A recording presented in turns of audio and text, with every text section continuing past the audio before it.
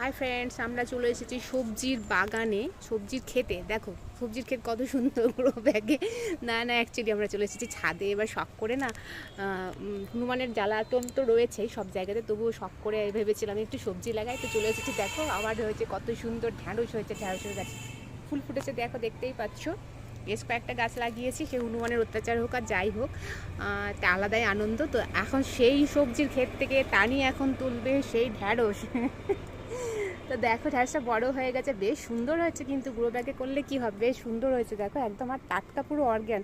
এর মধ্যে কোনো রাসায়নিক সার টার কিচ্ছু দেওয়া নেই, জাস্ট একটু আমি গোবর সার দিয়ে মাটি দিয়ে বসিয়েছিলাম।